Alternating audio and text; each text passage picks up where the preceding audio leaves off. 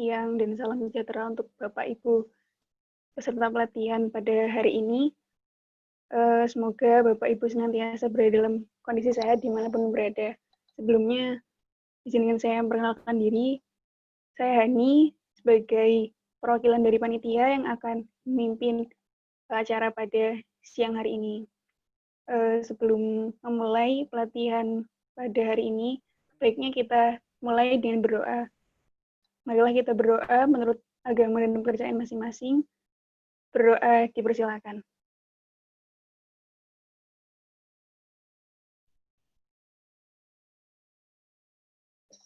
Tidak ada kata cukup untuk berdoa.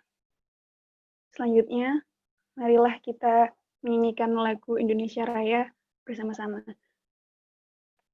Untuk video Indonesia Rayanya mungkin bisa dinyalakan ya, Mas.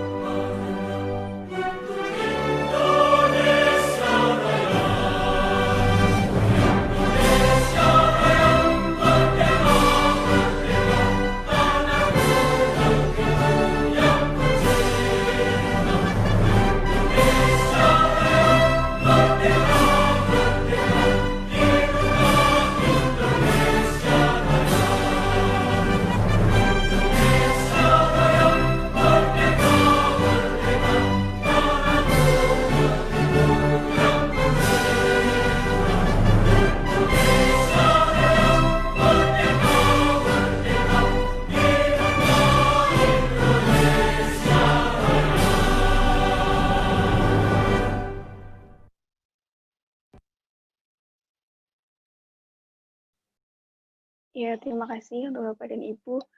Selanjutnya, langsung saja kita akan masuk ke materi. Materi pada pelatihan hari ini adalah tentang pengelolaan limbah laboratorium yang akan diberikan oleh Ibu Orside Rahmaniah, STMSC. Untuk selanjutnya, saya serahkan kepada moderator, Ibu Saidah Outway, STMTMSC. Saya persilakan. Silakan, Bu.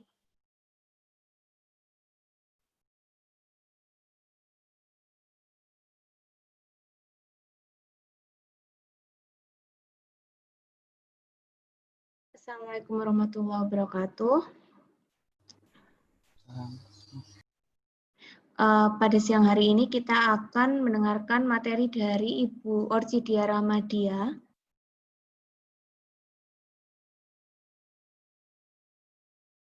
STMT dengan materi pengelolaan limbah laboratorium, tempat tanggal lahir Surabaya 14 Februari 1978, alamat kantor Departemen Teknik Kimia FTIRS ITS, Sukolilo Surabaya, bidang keahlian natural product atau bahan alam dan teknologi proses, rengat pendidikannya sarjana S1 Teknik Kimia ITS tahun 2002, Magister S2 Teknik Kimia ITS tahun 2004, dan Doktor S3 saat ini. Pekerjaannya, dosen Departemen Teknik Kimia FTI RS ITS 2003 sampai saat ini, kasih pengajaran Departemen Teknik Kimia FTI RS ITS 2008 sampai 2010, dan saat ini Kepala Lab Pengelolaan Limbah Industri dan Biomas Departemen Teknik Kimia FTIRS ITS.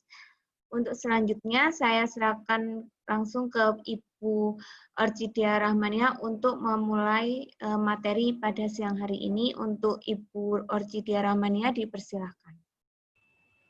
Ya, terima kasih. Apakah suara saya sudah terdengar, ya?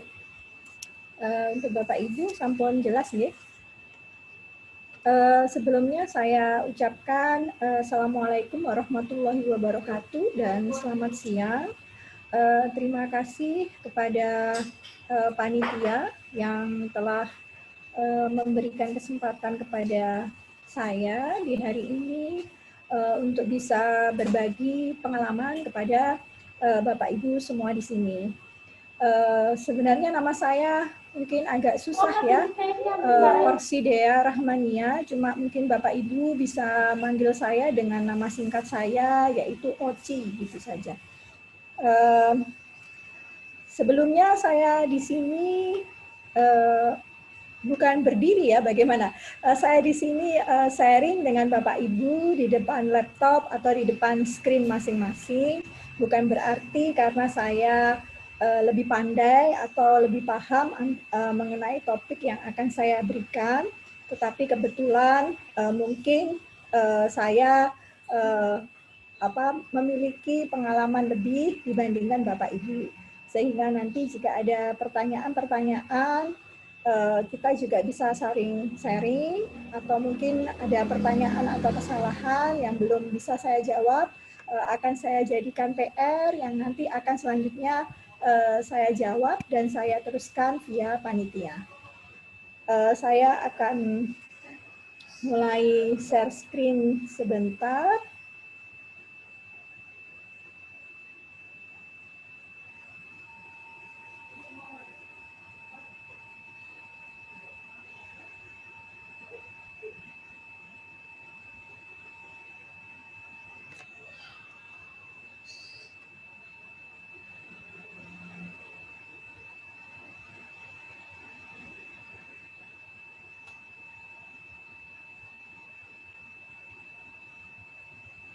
Sudah terlihat ya Bapak Ibu ya? Apakah suara saya terlalu kecil atau bagaimana? Tidak ya? Sudah cukup. Oh, cukup jelas. Oke. Di sini saya akan menyampaikan topik mengenai pengelolaan limbah laboratorium. Jadi dalam hal ini kata limbah saya berikan dalam kurung karena sebelum saya sharing pengetahuan saya mengenai pengelolaan limbah, terlebih dahulu saya akan menyampaikan mengenai pengelolaan laboratorium atau bahasa kerennya manajemen laboratorium, di mana limbah itu merupakan salah satu bagian daripada pengelolaan laboratorium itu sendiri. Saya berangkat kepada kasus di departemen saya, yaitu di Teknik Kimia. Jadi sebenarnya departemen saya, Teknik Kimia, dengan Departemen Teknik Kimia Industri ini bersaudara, karena kami dulunya adalah satu departemen, di mana Teknik Kimia dan kami memiliki prodi, ya. Namun dengan perkembangan zaman dan semakin banyaknya mahasiswa yang masuk ke dalam Departemen Teknik Kimia saat itu, sehingga untuk meningkatkan performance daripada kami, maka oleh pusat institut kami dipecah menjadi Departemen Teknik Kimia Industri dan Departemen Teknik Kimia. Di Teknik Kimia sendiri, yaitu kami berada di dalam naungan Fakultas Teknologi Industri dan Rekayasa Sistem, kami memiliki 2 jenis laboratorium, yaitu laboratorium pengajaran dan laboratorium penelitian. Laboratorium pengajaran di sini adalah laboratorium yang melayani mahasiswa. Jadi melayani praktikum mahasiswa di tiap semesternya. Dan untuk laboratorium penelitian ini adalah laboratorium riset yang umumnya adalah laboratorium yang membawai atau mewadahi mahasiswa-mahasiswa dalam mengerjakan penelitiannya, khususnya penelitian tugas akhir ya atau skripsi. Nah, dalam laboratorium pengajaran di teknik kimia ini kami ada kimia analisa dan kimia organik menjadi satu kesatuan pengelolaan, kemudian kimia fisika dan mikrobiologi, dan mengenai unit operasi. Mungkin kalau kimia analisa dan kimia organik, juga kimia fisik, mikrobiologi, Bapak Ibu sudah sedikit paham, ya sudah tahu ini adalah umum. Tetapi unit operasi ini merupakan kekasan daripada teknik kimia, yaitu laboratorium yang cenderung membahas mengenai atau mempelajari mengenai alat-alat operasi di industri. Seperti misalnya alat penukar panas, destilasi, dan sebagainya. Nah, untuk laboratorium penelitian, ini ada 9 laboratorium, di mana judulnya ini merepresentasikan topik-topik ya, topik-topik besar yang dibawahi oleh laboratorium tersebut. Nah, namun nanti dalam pembicaraan kita kali ini kita akan lebih fokus kepada laboratorium pengajaran karena ini lebih identik dengan kondisi Bapak Ibu semua. Nah, ini sekedar saya sharingkan beberapa contoh dokumentasi kegiatan-kegiatan yang telah kami lakukan di departemen kami, di mana di sebelah kiri atas ini merupakan laboratorium proses industri kimia di Departemen Teknik Kimia Industri. Jadi kebetulan laboratorium ini secara layout hampir sama dengan laboratorium unit operasi di departemen kami, di mana alat-alat yang dipelajari atau proses-proses yang dipelajari merupakan alat-alat besar yang merupakan scale up daripada skala mikro di dalam laboratorium. Untuk yang bawah di sini merupakan gambaran lab-lab yang ada di dalam Departemen Teknik Kimia. Untuk yang kanan bawah berlantai hijau ini adalah laboratorium Taki. Di sini kami menerima sampel-sampel dari luar, dari industri, boleh jadi dari antar universitas yang dianalisakan ke dalam departemen kami. Ini adalah laboratorium biomasa. Sebelum saya di laboratorium pengolahan limbah industri dan biomasa saat ini, saya dulunya adalah member daripada laboratorium biomasa dan konversi energi. Kebetulan di laboratorium ini saya juga membantu pengelolaannya dalam kesehariannya. Nah, ini juga adalah laboratorium penelitian, ya. Jadi kebetulan ini semua adalah contoh laboratorium penelitian. Kemudian yang di atas ini adalah laboratorium pengajaran. Mohon maaf untuk representasi laboratorium pengajaran, saya tidak ada foto yang mewakili karena kebetulan kampus masih dalam kondisi lockdown, jadi saya tidak mendapatkan izin untuk masuk dan memfoto. Nah, pengelolaan laboratorium, di sini saya akan memberikan gambaran secara garis besar antara pengelolaan laboratorium riset atau penelitian dan pengelolaan laboratorium pengajaran. Jika melihat bagan di sini, pada laboratorium penelitian kita memiliki 4 kotak atau 4 langkah atau 4 tahapan yang harus dimiliki dan dilakukan oleh laboratorium penelitian. Di sini adalah planning, perencanaan, ya, kemudian pengaturan, organizing, kemudian leading atau directing, kemudian kontrol atau pengendalian. di mana dalam laboratorium penelitian ini kita diharapkan dari planning, kemudian melaksanakannya tentu dengan pengaturan, dengan pengelolaan. Diharapkan laboratorium penelitian ini bisa menjadi leading, ya, leading dalam topik-topik penelitian tertentu atau leading dalam topik risetnya. Atau jika dia tidak mampu menjadi leading, dia bisa memilih sebagai directing atau mengarahkan. Jadi lab saya lab saya kebetulan saat ini adalah pengolahan limbah industri dan biomasa, tidak bisa menjadi lab pemimpin untuk topik penelitian pengolahan limbah industri di teknik kimia. Tetapi saya memilih peran untuk mengarahkan bagaimana lab kami mengelola limbah-limbah yang dihasilkan di dalam departemen. Jadi kita mengambil untuk lab penelitian, kita mengambil action atau mengambil peran leading atau ke directing. Setelah itu, dalam loop perencanaan, kita harus ada kontrol sebagai evaluasi perbaikan secara terus-menerus. Kalau dalam lab pengajaran, tujuan utama ada di sini. Jadi boleh kita merencanakan seperti tadi, kita ada perencanaan atau planning, kita langsung ke tujuan, boleh. Karena sebenarnya lab pengajaran ini, esensi utamanya adalah memberikan pelayanan. Pelayanan kepada siapa? Kepada mahasiswa, jika di universitas. Jika di kasus Bapak Ibu, mungkin kepada siswa, di mana tujuannya lebih untuk memberikan pengalaman pertama secara mendalam kepada siswa mengenai topik yang dilakukan di dalam lab pengajaran tersebut. Nah, di sini dalam perencanaan dan tujuan, ya, yang dipentingkan adalah pengalaman pertama yang mendalam.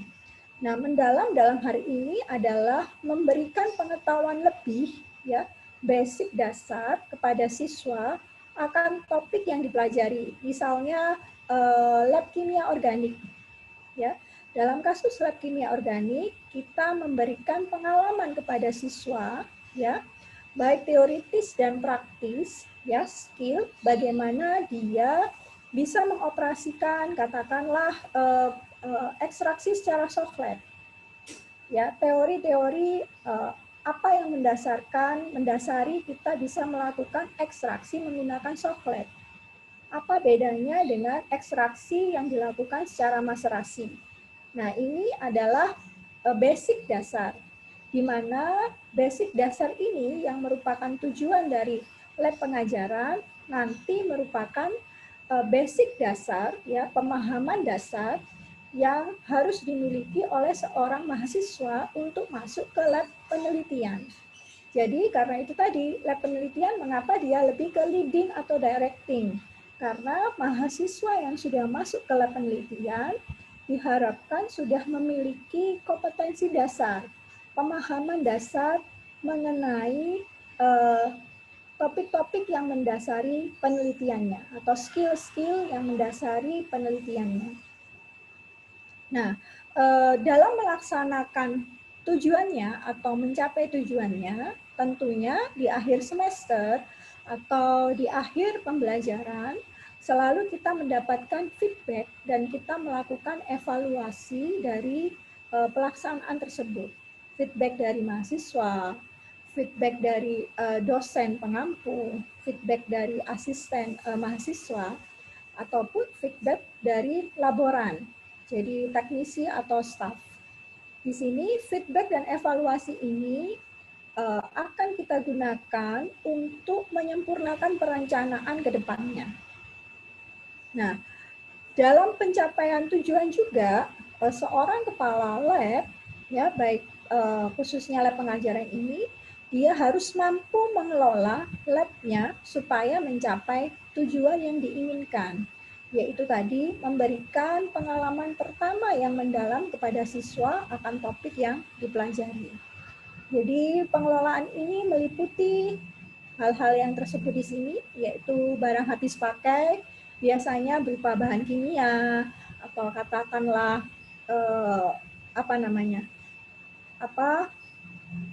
sarung tangan, ya, kemudian kapas atau alat-alat pembersih, ya. Kemudian juga kita juga wajib menginfokan mengenai safety, keselamatan di dalam laboratorium. Dalam pengelolaannya juga kita juga harus melakukan penjadwalan.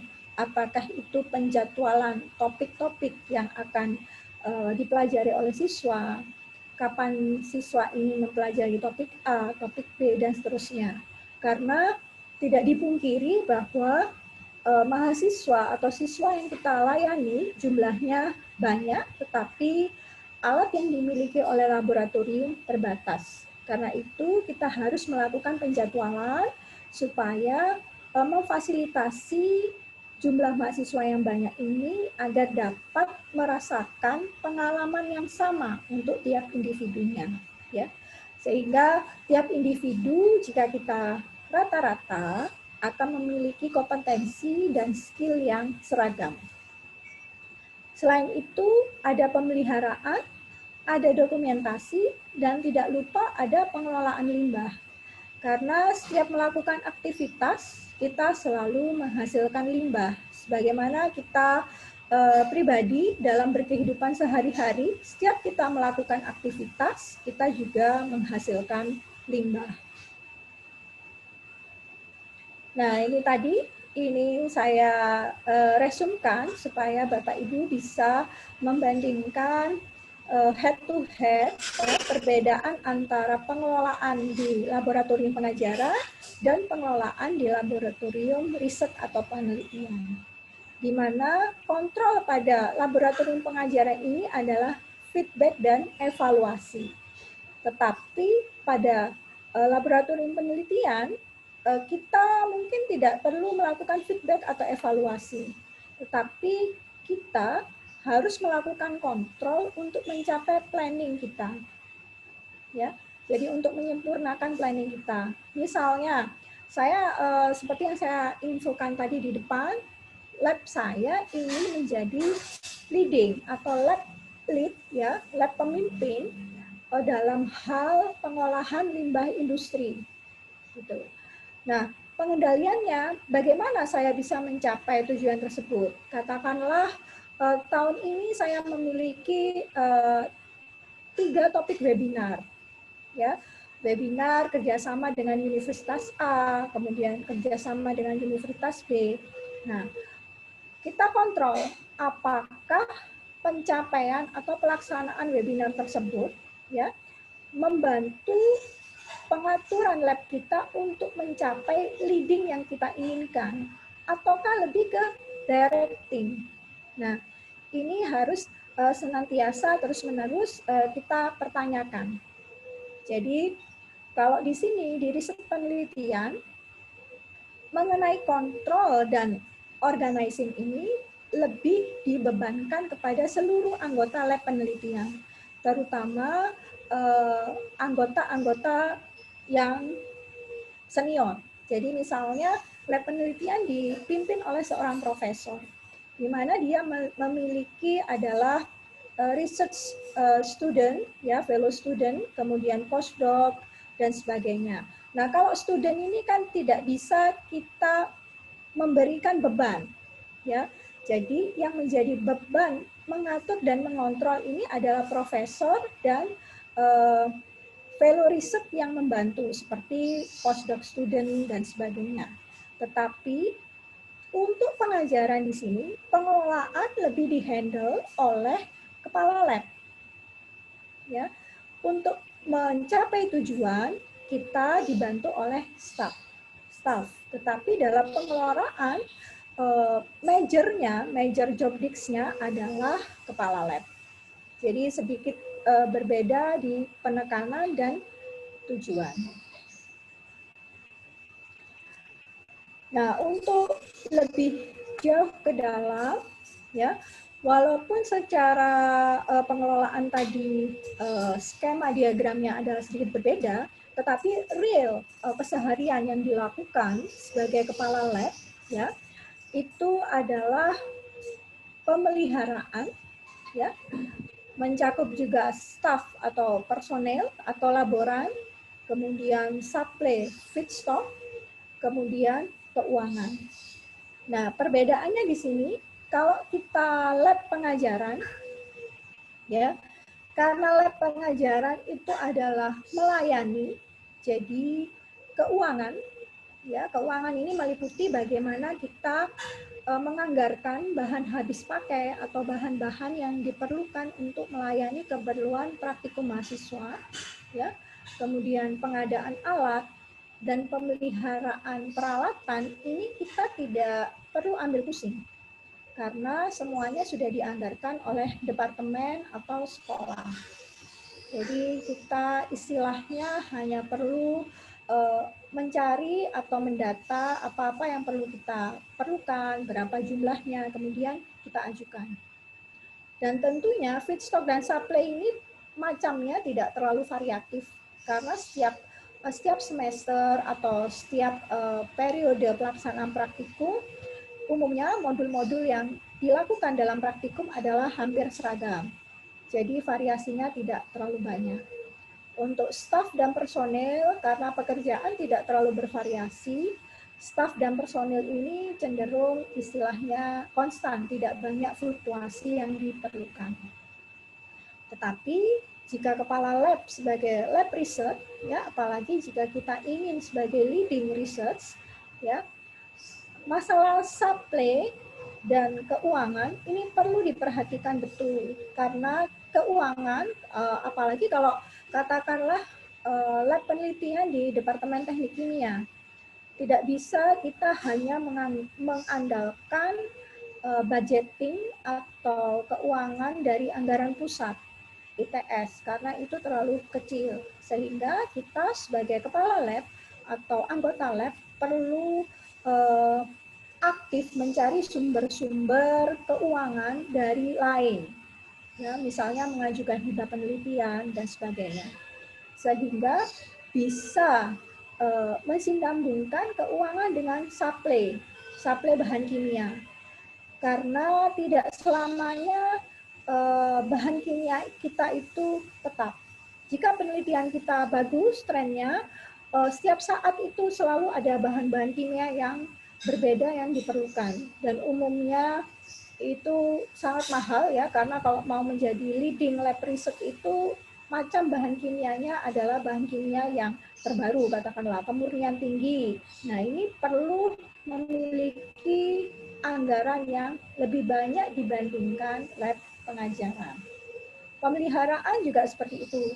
Karena kita ingin advance, ya, jadi alat-alat labnya tentu juga harus lebih baik, lebih complicated, dan dalam pemeliharaan juga harus ekstra hati-hati. Sehingga diperlukan staff atau personil yang harus mampu mengikuti, ya, sering mendapatkan training, ya, pengetahuan daripada si personil atau laboran ini mumpuni. Jadi si laboran juga tidak pasif, dia ada keinginan untuk upgrading diri. Nah, ini sangat membantu dalam lab penelitian. Kalau lab pengajaran cenderung rutinitas. Jadi agak susah memang kalau kita basicnya adalah sebagai pegawai negeri sipil, ya, karena seperti yang diketahui bahwa pegawai negeri sipil ini umumnya mereka nerima impandum. Jadi ada salah pun jika ditegur, kurang ada respon yang baik gitu ya, kurang ada efek, karena merasa bahwa posisi saya di sini bagaimanapun saya tidak akan dipecat. Nah, ini sangat susah jika kita memiliki kepribadian personil atau staf laboran yang seperti itu di lab penelitian. Ini. Namun, pada intinya, secara overall general, untuk pengelolaan laboratorium itu kita adalah execute, review, dan update. Jadi harus senantiasa memperbarui pengetahuan baik tentang pemeliharaan, tentang bahan kimia, ya, juga tentang metode-metode keuangan SPJ. Nah, ini juga harus kita lakukan walaupun fleksibilitasnya atau fluktuatifnya itu lebih banyak berada di lab penelitian dibandingkan di lab pengajaran. Masuk ke pemeliharaan atau maintenance peralatan lab, ya. Jadi sebelum saya, ini seperti tadi, ini ada 4 kotak yang perlu kita perhatikan, 4 hal yang perlu diperhatikan. Namun yang takes time, yang sangat takes time adalah pemeliharaan. Jadi yang makan waktu dan energi adalah pemeliharaan. Di mana pemeliharaan itu merupakan suatu prosedur dan rutinitas yang harus kita lakukan dalam mengelola lab. Mau tidak mau atau kita tidak bisa menghindar melakukan maintenance peralatan lab. Karena sudah diketahui bahwa alat-alat lab itu mahal, ya, dan tidak setiap tahun ada pengajuan anggaran untuk membeli alat baru. Sedangkan ilmu berkembang sangat cepat, peralatan itu setiap tahun juga diupdate, ya. Nah, makanya itu kita harus memaksimalkan sumber daya yang kita miliki. Katakanlah saya memiliki spektrofotometer versi lama, gitu ya. Tapi bagus masih an. Nah, saya tidak punya spektrofotometer versi baru. Biasanya versi baru itu antara UV dan vis itu menjadi satu kesatuan. Namun biasanya kita kalau versi lama hanya UV saja atau visible saja dan pemilihan panjang gelombangnya masih manual, masih diputar. Nah, ini kita tidak boleh berkecil hati, ya. Karena umumnya alat-alat lama, brand-brand lama itu cukup handal, cukup tahan banting, asalkan kita memberikan pemeliharaan, maintenance dengan yang baik. Untuk mencapai maintenance yang maksimal dari suatu peralatan, kita harus melakukan 4 hal berikut, yaitu pengembangan SOP, ya, Standard Operating Procedure, kemudian menambahkan dokumentasi. Di sini dokumentasi bisa pemeliharaan buku kerja, pencatatan, buku pemeriksaan dan penjadwalan, kemudian pemeliharaan preventif, yaitu pencegahan, ya, pemeliharaan pencegahan, kemudian training staff, ya. Jadi ini saya berikan beberapa contoh, ya. Di sini adalah contoh daripada SOP pada peralatan. Kemudian ini adalah contoh dokumentasi. Jadi istilahnya inventarisasi barang. Nah, itu masuk dalam dokumentasi. Kemudian di sini bisa masuk dalam dokumentasi dan juga bisa masuk dalam preventif pemeliharaan, di mana kita meletakkan barang kimia, kita kelompokkan solid saja, liquid saja. Kemudian kita atur apakah berdasarkan alfabet atau berdasarkan sifat korosi atau toksisitasnya. Nah, mengenai SOP, jadi ini yang biasanya belum banyak dilakukan karena memang rutinitas tadi merupakan pekerjaan yang membutuhkan waktu dan kebanyakan memang bersifat dokumentasi atau banyak yang diketik gitu ya, banyak yang diketik, banyak yang ditempel ya. Tapi Bapak Ibu, kita tidak boleh berkecil hati atau tidak perlu patah semangat karena lab-lab ya, lab-lab penelitian ataupun lab-lab yang melakukan analisa ataupun lab-lab pengajaran untuk mendapatkan sertifikasi ya. Jadi kan saat ini gencar sertifikasi gitu ya. Sertifikasi itu mensertifikat lab kita. Apakah benar lab kita itu kualitasnya sesuai dengan yang kita omongkan gitu ya, atau diakui di luar. Kalau misalnya dia lab analisa, apakah benar hasil analisanya itu validasi datanya, ya, kesahihan data yang diperoleh, yang dikeluarkan oleh tersebut diakui oleh banyak orang. Nah, itu harus mengajukan sertifikasi. Nah, sertifikasi ini basicnya itu adalah dokumentasi. Jadi dokumentasi ini ya kertas-kertas itu tadi. Standar-standar harus ditulis gitu ya, harus didokumentasikan. Didokumentasikan tidak hanya berupa file, tetapi harus dicetak, harus ditempel, harus dilaksanakan. Kemudian apa bukti pelaksanaannya. Nah, ini semuanya berupa dokumen cetak. Nah, ini memang sangat takes time.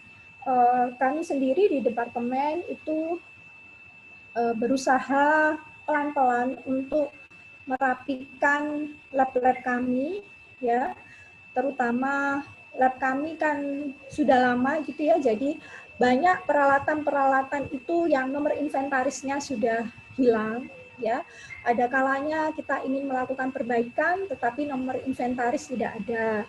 Ada kalanya alat itu tidak bisa digunakan atau kita tidak paham penggunaannya karena SOP-nya tidak ada. Sedangkan laborannya ini berganti setiap saat dan ada yang sudah purna, ada yang sudah meninggal. Nah, hal-hal ini ya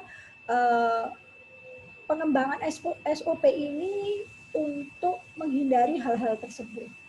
Jadi harus ada, jadi kalau saya mau ngomong strict gitu ya, wajib ada SOP untuk semua peralatan. SOP-nya itu berupa penggunaan yang tepat sekaligus bagaimana cara memeliharanya supaya alat ini bisa berumur panjang, ya, bisa dipakai dalam jangka waktu lama tanpa rusak, keakuratannya tidak berkurang sedikit pun. Kemudian bagaimana sih cara kita membuat SOP? Nah, cara SOP ini harus mengikuti manual dokumen dari vendor. Dari vendor ini dari supplier peralatan. Misalnya gampangannya kita membeli hot plate. Ya, jadi hot plate itu adalah seperti kompor gitu ya, di atasnya ada keramiknya, kita bisa memanaskan sesuatu di situ. Nah, sebenarnya mahasiswa ini atau kita pun cenderung meremehkan, oh hot plate ya, cuma buat manaskan gitu aja, buat apa diberi SOP. Tetapi dalam pelaksanaannya, ya karena ketidaktahuan kita, bisa mengakibatkan melakukan hal-hal yang sedikit tidak boleh, gitu ya. Jadi misal hot plate diberi aluminium foil di atasnya. Maksudnya itu baik supaya jika ada tumpahan bahan kimia tidak langsung terkena kepada si keramiknya, hot plate-nya yang putih itu. Namun jika kita melihat atau merujuk ke manual dokumen daripada penerbit ya, pembuat alat hot plate itu, hal tersebut tidak diperkenankan. Ya, karena dapat merusak daripada permukaan hot plate ya, keramik tersebut sehingga mengurangi daya hantar panas. Kedua, jika pada saat kita memanaskan, kita berikan aluminium foil ya, kan alat ini akan bersentuhan dengan hot plate terlebih dahulu, aluminium foil terlebih dahulu, baru hot plate. Nah, ternyata hal itu bisa mengurangi efektivitas daripada alat penghantar panas yang ada di dalamnya, elemen pemanasnya di dalam hot plate tersebut. Jadi dia kan ada settingnya. Katakanlah saya set 70 derajat gitu ya, karena ada aluminium foilnya ya. Katakanlah ini beker gelas di atasnya, kemudian aluminium foil, kemudian di bawahnya adalah hot plate ya. Tentu ada resistan daripada aluminium foil, sehingga begitu di set 70 ya, adanya aluminium foil yang diterima beker tidak 70 ya. Nah, elemen di sini controller di dalam hot plate akan ngomong, loh, ini saya sudah menghantarkan 70 tapi terekotnya bukan. Nah, seperti ini, padahal dia kan tidak bisa tahu itu ada aluminium foil di tengahnya. Nah, ini yang menyebabkan sistem daripada alat akan sedikit berbeda, tidak sesuai dengan pembuatannya.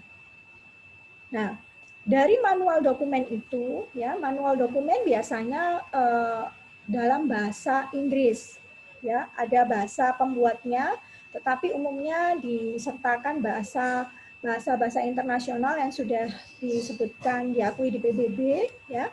Jadi kita tidak perlu khawatir, pasti ada bahasa Inggrisnya. Kita terjemahkan, ya, untuk step-stepnya. Nah, tapi diingat, SOP-nya harus mudah dipahami, sehingga dalam membuat SOP, kita boleh menggunakan bahasa kita tambahi. Misalnya, tadi ya, apa istilahnya, jangan meletakkan atau menempatkan barang apapun antara hot plate dengan wadah yang akan dipanaskan. Itu. Dalam kurung aluminium foil, kemudian apa, kertas pemanas, atau nah itu kan pengembangan kita supaya mudah dipahami. Ya. Kemudian juga dalam manual dokumen yang asli perlu kita simpan, ya. Yang kita tunjukkan atau kita buka sehari-hari adalah fotokopiannya atau penggandaannya. Karena dalam dokumen asli itu biasanya ada spek. Ada spek, ada range suhu, ya. Kalau misalnya dia pengadu motor seperti ini, dia ada saran. Motor ini kecepatan maksimalnya sekian, minimalnya sekian. Nah, range-nya itu sekian, ketelitiannya sekian. Nah, ini sangat diperlukan, apalagi kalau kita ingin mempublikasikan data kita, gitu ya.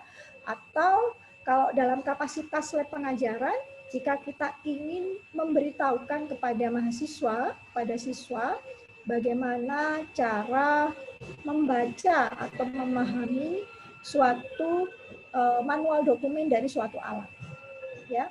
Karena ini sangat penting, karena nanti mahasiswa kita atau siswa kita setelah lulus daripada sekolah atau kuliah, dia tentu akan atau akan pernah mengalami posisi di mana dia harus mengoperasikan alat yang dia tidak pernah temui waktu sekolah. Nah, yang harus dilakukan siswa pertama kali adalah memahami manual book, ya, atau user manual dari suatu alat tersebut. Nah, ini perlu ketelatenan, membaca, memahami step per step, ya. Ini juga pengalaman saya, ya, karena tidak mudah juga, saya memerlukan 2-3 kali. Pertama saya baca, kemudian saya cocokkan dengan alat, ya, kemudian saya coba. Nah, ini, ya. Nah, ini beberapa contoh SOP yang telah kami kembangkan, ya. Jadi ini kami punya alat shaker dan mixer, ya. Ini adalah brandnya, mereknya, ya. Kalau di SOP-nya, di manual book-nya itu hanya berupa kalimat, ya. Dia tidak menunjukkan di mana kita harus meletakkan cup tabung yang akan kita shake, ya. Kemudian on off-nya bagaimana. Nah, tetapi untuk tadi membuat SOP yang mudah dipahami. Nah, kita melakukan pengembangan seperti ini. Begitu juga ini kami memiliki spektrofotometer, ya, kebetulan sudah UV vis.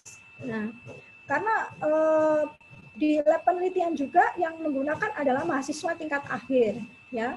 Tetapi namanya anak-anak, namanya mahasiswa, kadang dia itu kurang berhati-hati atau kadang rasa memilikinya kurang ada, gitu ya. Jadi ya wis pokoknya pakai pencet-pencet gitu.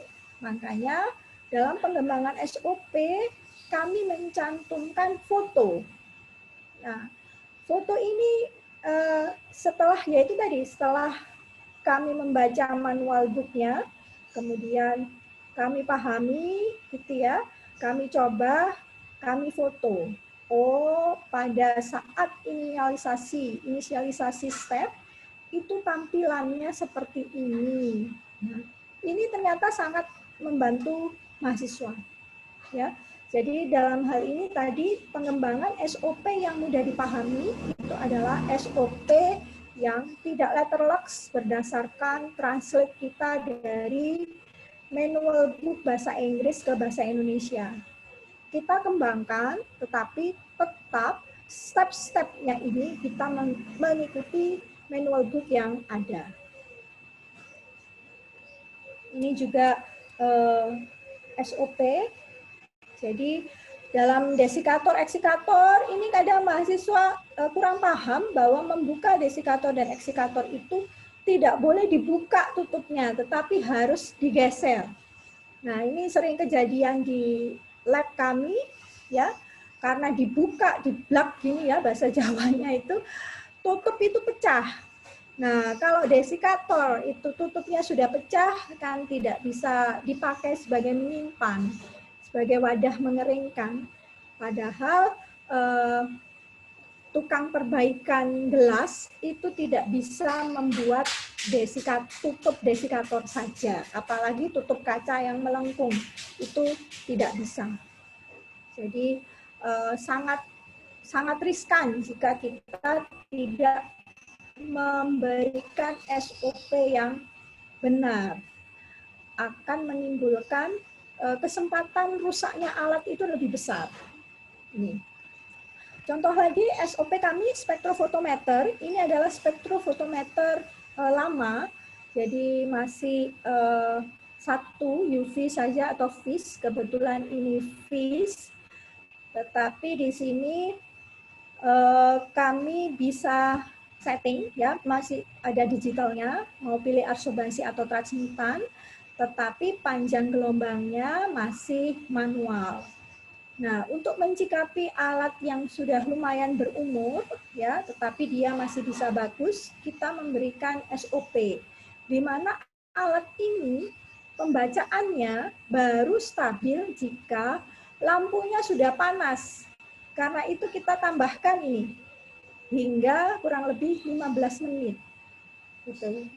Dan kalau sudah panas, ya, lampunya beberapa saat dia akan mati. Karena itu, dalam gambar kita tambahkan bahwa kalau mau menggunakan spektro, fan ini harus kita nyalakan juga. Nah, ini tadi maksud daripada pengembangan SOP yang mudah dipahami. Ini juga SOP untuk oven dan furnace, ya. Jadi tidak di lab kami juga alat-alatnya tidak semuanya baru, ada beberapa yang lama, zaman jadul gitu ya.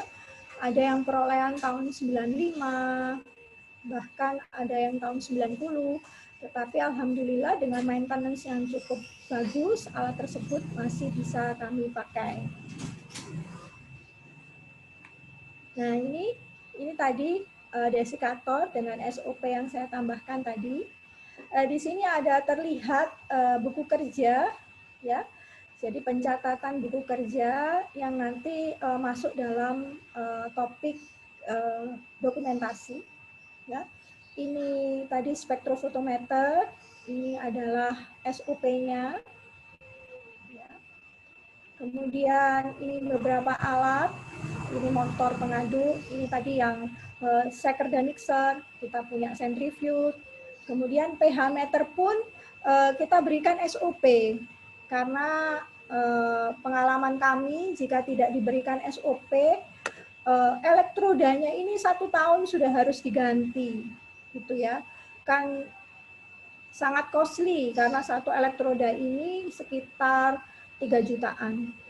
Jadi karena itu kami berikan SOP, memandu bagaimana cara anak-anak merawat elektroda, melihat apakah elektroda itu perlu dicelup dalam larutan KCl atau bagaimana anak-anak melakukan kalibrasi. Nah, ini sangat membantu mahasiswa dan meringankan kami sebagai kepala lab, ya, dalam pengajuan perbaikan alat, maintenance, kemudian juga meringankan beban laboran untuk mengontrol anak-anak. Ya, tetapi di awal merupakan kerja keras karena dalam mengembangkan satu SOP kita perlu membaca dulu, ya, memahami per step-nya, kemudian kita membuat draft-nya, kemudian kita mencoba. Setelah itu kita tempel, setelah itu kita menerima masukan dari anak-anak pengguna, apakah sudah paham betul atau harus ada perbaikan, ya.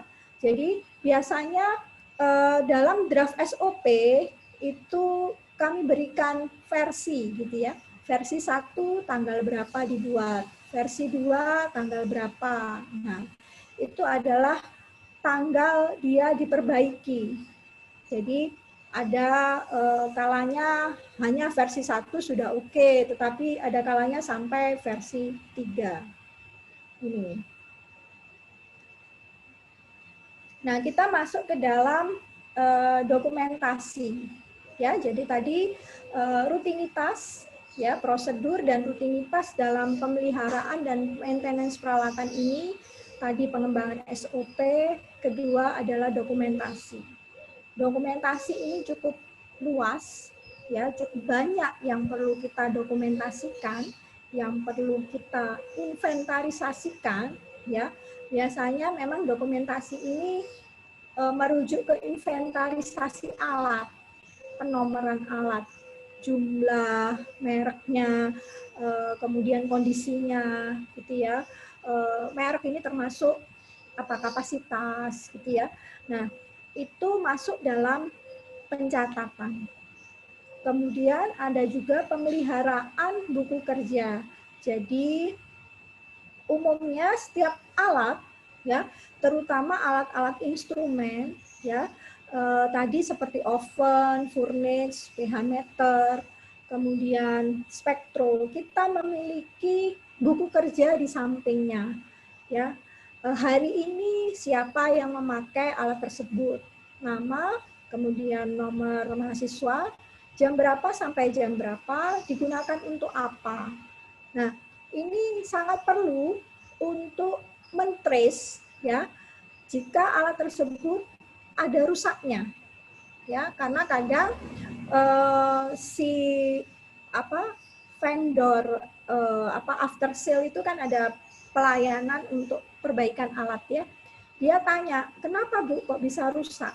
Nah, apakah karena penggunaan larutan yang terlalu pekat atau terlalu asam? Nah, ini untuk kasus pH meter. Untuk kasus spektrofotometer juga seperti tersebut. Jadi bisa jadi terlalu pekat itu memberikan kesalahan. Nah, ini bisa kita trace, ya, sehingga kita bisa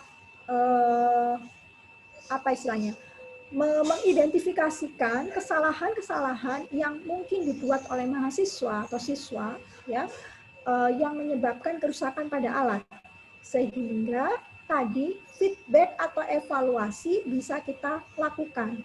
Oh, selanjutnya berarti dalam SOP saya harus saya tuliskan bahwa tidak boleh digunakan larutan yang terlalu asam atau terlalu basah. Nah, seperti itu, ya. Kemudian buku inspeksi atau pemeriksaan. Katakanlah ini timbangan biasanya. Apakah timbangan itu sudah diperiksa keakuratannya, tanggal kapan, gitu ya. Kalau misalnya belum, apakah sudah masuk dalam buku penjadwalan. Nah, idealnya setiap tahun gitu atau setiap periode, katakanlah 1 semester, kita harus memiliki penjadwalan, ya.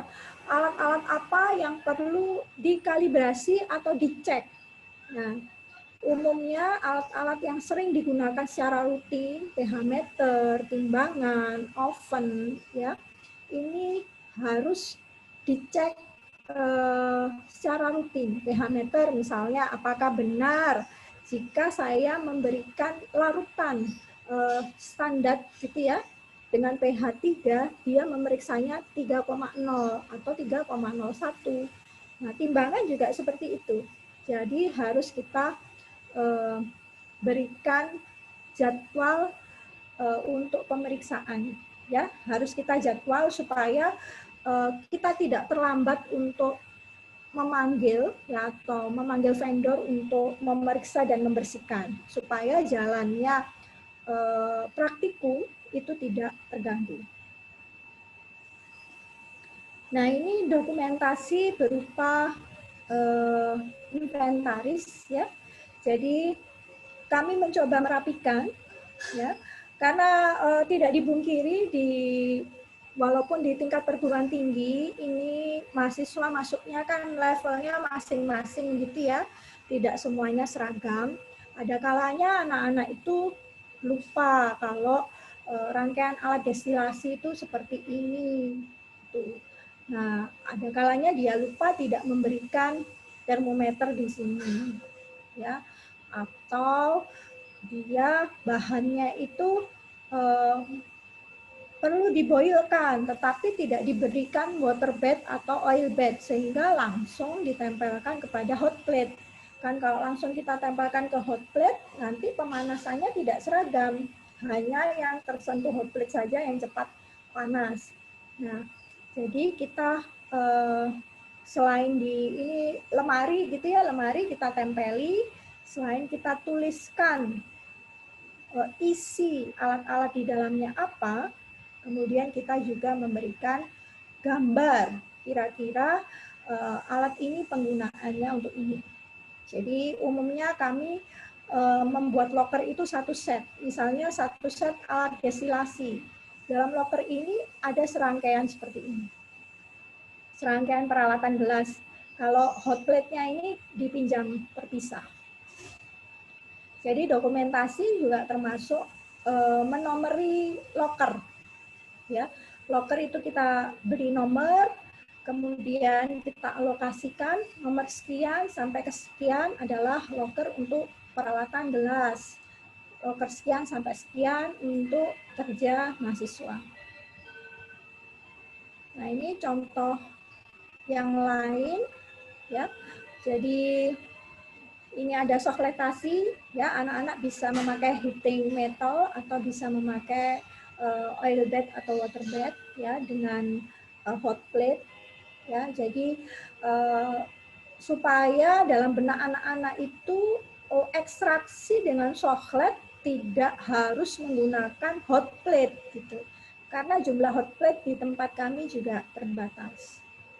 Nah, ini untuk solid phase extraction, jadi ada rangkaiannya, ini alatnya, kemudian kita memerlukan pompa vakum. Nah, kenapa kita memberikan foto lengkap? Karena pompa vakum ini tidak hanya untuk solid phase extraction, jadi bisa digunakan untuk rotary evaporator dan sebagainya. Jadi apa istilahnya? Pasang-pasangan gitu ya. Kalau misalnya si anak harus meminjam atau menggunakan SPE, berarti dia harus dalam waktu yang bersamaan juga meminjam pompa vakum. Nah, ini itu yang tidak tertulis secara jelas. Jadi dalam penjadwalan anak-anak pinjam, ya tadi di buku kerja itu dia harus meminjam pada slot waktu yang sama. Kalau tidak paham, kadang anak-anak hanya pinjam SPE-nya saja, tidak pinjam pompa vakumnya. Begitu dia mau menggunakan, pompa vakumnya dipinjam kelompok lain, mahasiswa lain, sehingga pekerjaannya menjadi tertunda.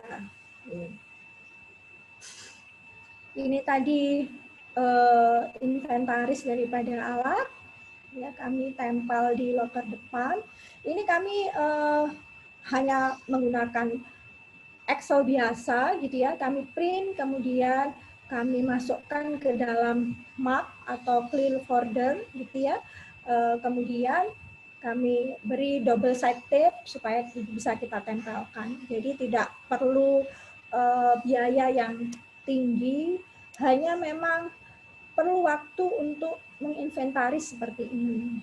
Dan inventaris seperti ini selalu kami update di akhir semester, dikala anak-anak itu ada yang lulus atau wisuda.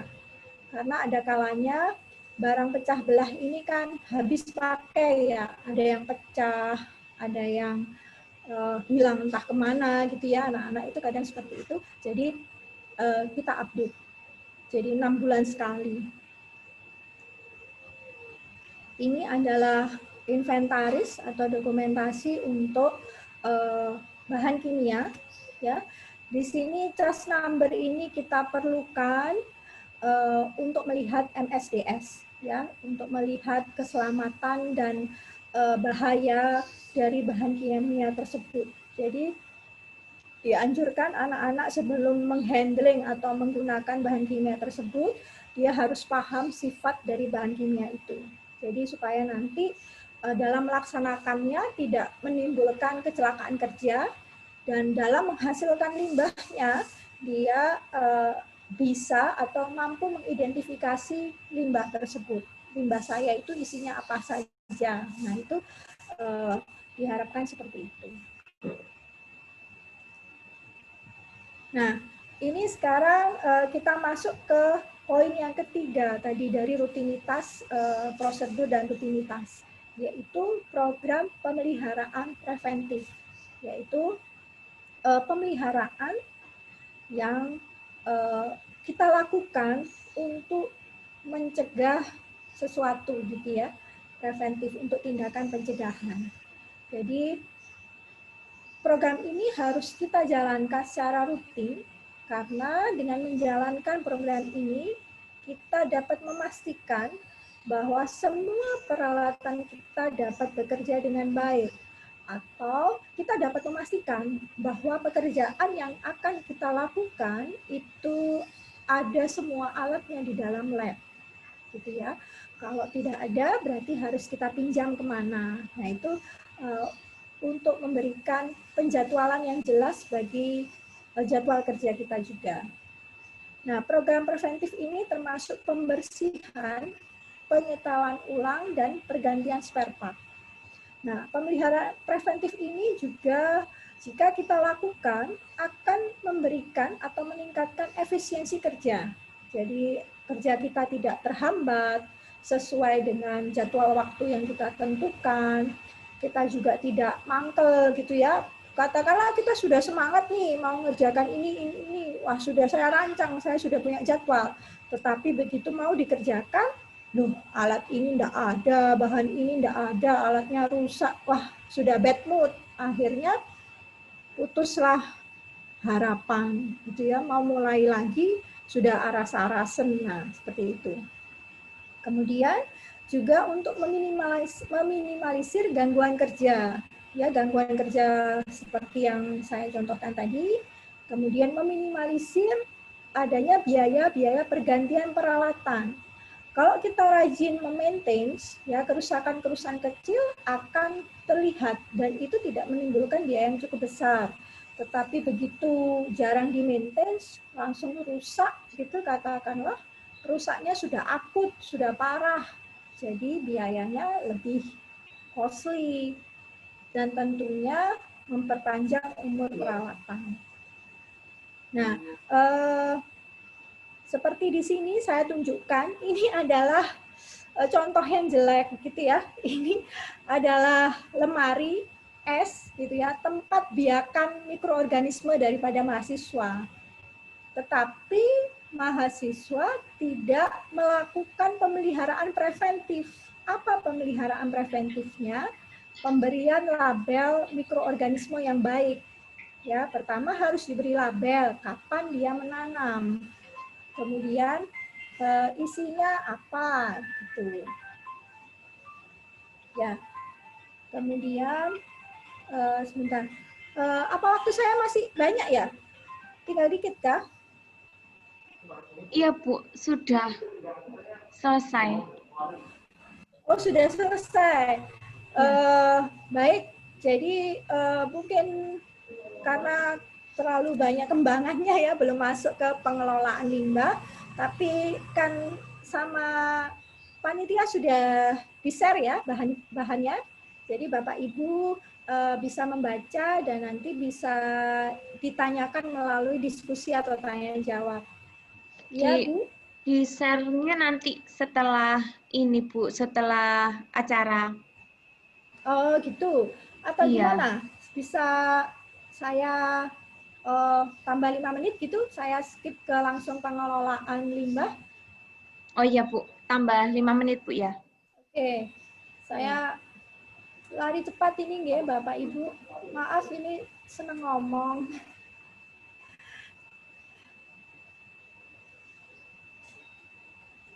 Nah, ini nanti yang perlu diperhatikan dalam keseharian nggih, Bapak Ibu, dalam hal pemeliharaan tadi kebersihan, kerapian, kalibrasi, servis dan perbaikan, dan tentunya perbaikan yang berkualitas.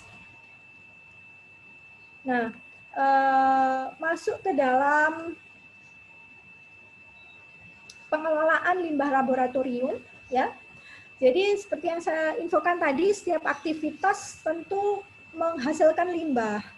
Nah, limbah laboratorium ini umumnya berasal dari buangan hasil-hasil kegiatan yang kita lakukan, yaitu eksperimen atau dari praktikum anak-anak, ya. Dan limbah laboratorium ini juga merupakan salah satu sumber limbah B3. Nah, kalau dilihat ini, ya, bahan kimia bisa menjadi limbah karena jika bahan itu kadaluarsa, katakanlah. Kemudian jika kita menggunakan bahan-bahan pelarut organik gitu ya dalam pemisahan, kita saring, ya, kita hanya menggunakan filtratnya, tentunya endapannya adalah limbah. Atau kita memerlukan endapannya, filtratnya adalah limbah. Begitu juga dengan pada saat kita melakukan ekstraksi. Nah, bahan yang sudah diekstrak, ya, kan limbah, padatannya limbah. Begitu bahan itu masuk ke dalam solvent di sini, solventnya kita pisahkan dengan destilasi, ya, kita mendapatkan senyawa yang kita inginkan. Nah, limbahnya adalah solvent yang tadi kita recovery dengan destilasi. Itu sudah tidak bisa dikatakan adalah solvent murni, sehingga kalau kita mau menggunakan lagi harus kita murnikan. Begitu juga ini tadi dalam hal penyaringan. Nah, jenis-jenis limbah laboratorium kita pisahkan menjadi 3, ya, padat, cair, dan gas. Dan ini adalah contoh-contohnya, ya. Ini saya memberikan hanya gambaran distribusi limbah laboratorium yang merupakan hasil survei tahun 2017 di beberapa lab di ITS. Jadi kebanyakan adalah organik, ya, larutan organik yang mudah terbakar. Mungkin seperti heksan, metanol, etanol, ya, itu banyak, diklorometan, nah itu banyak. Limbah padat, ya, anorganik ini cenderung korosif, ya.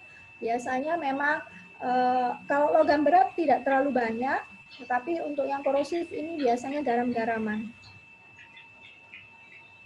Nah, dalam penanganannya kita harus melihat jenisnya tadi, apakah padat, cair, dan gas.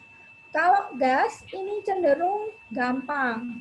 Ya, pertama dalam melakukan sesuatu kegiatan di lab, kita harus memperhatikan safety. Jadi perlu menggunakan APD ini tadi, alat pelindung diri.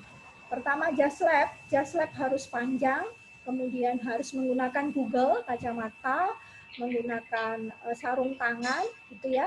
Kalau kegiatannya menimbulkan gas harus dilakukan di ruang asam, ya, fume hood. Kemudian jangan lupa untuk menjaga sirkulasi di dalam lab itu kita sebaiknya menggunakan blower atau exhaust fan yang cukup jumlahnya sehingga sirkulasi udara di dalam lab itu bagus. Jadi ada gas-gas yang lolos dari fume hood bisa disedot keluar dengan exhaust fan. Tentunya buangannya harus tinggi ya supaya terenjarkan di udara. Kalau limbah padat biasanya hanya dikumpulkan, ya, dipisahkan dari cair dan padat, ya.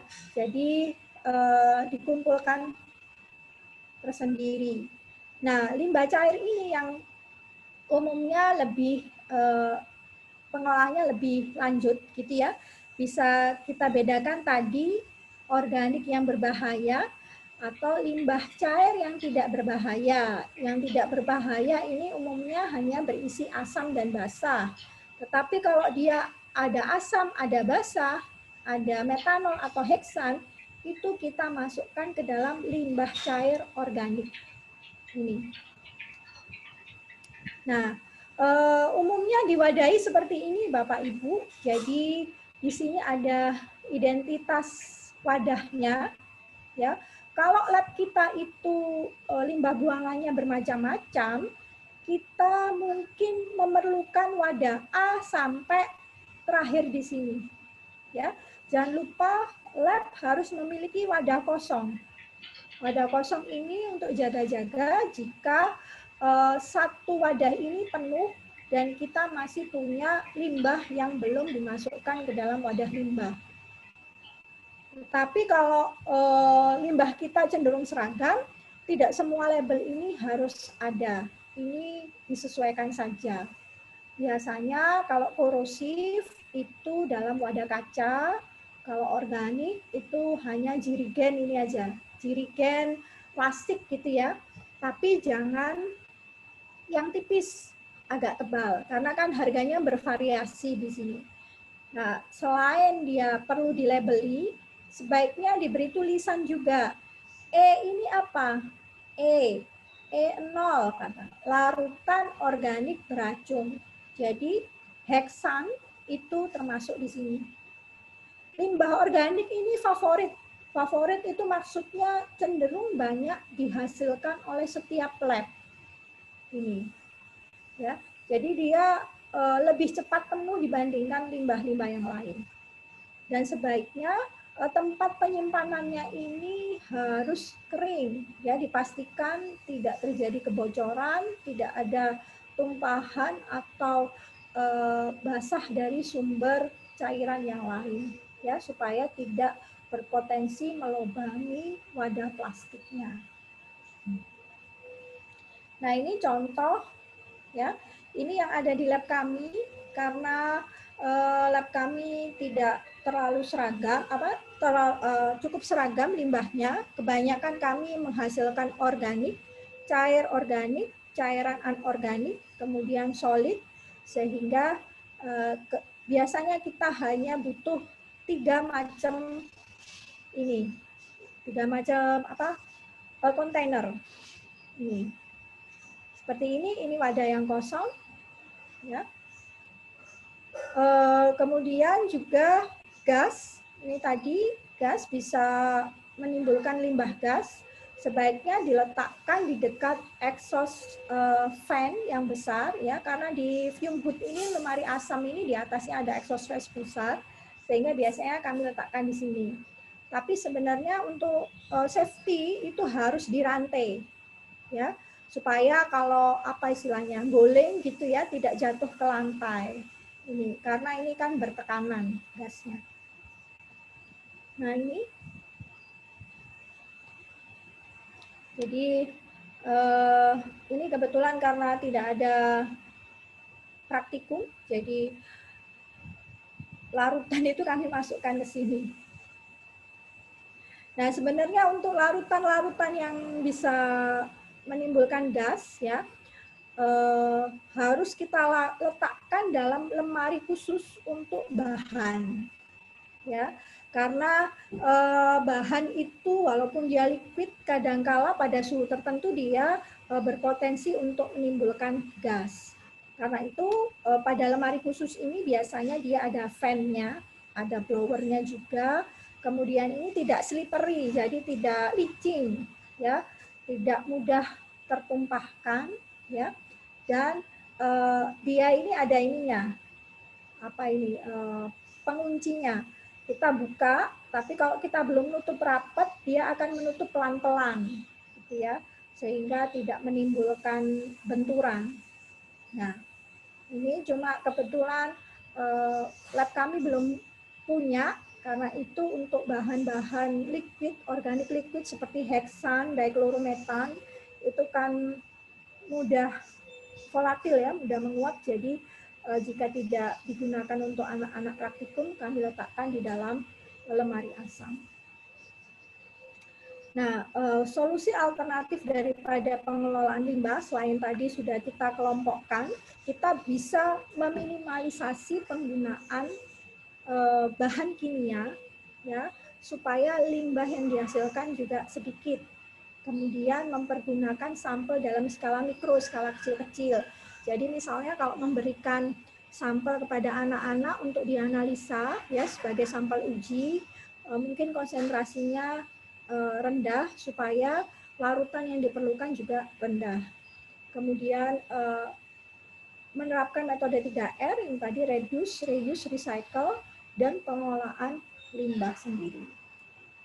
Nah ini nanti bisa dibaca nih Bapak Ibu, ini tadi less is better, karena dengan konsentrasi yang sedikit kita memerlukan larutan atau reagen dalam jumlah atau volume yang lebih sedikit.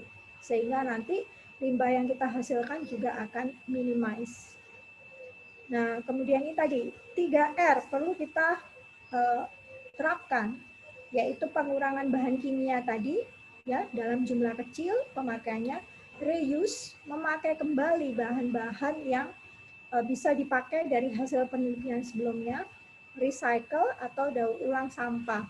Reuse yang telah kami lakukan di sini adalah botol-botol sampel, ya, botol sampel itu biasanya botol kaca, kami bersihkan ulang, kemudian kita pakai kembali. Atau botol-botol bekas solvent yang coklat-coklat, itu juga itu kami bersihkan, bisa kami gunakan sebagai wadah untuk maserasi atau pengadukan, ya.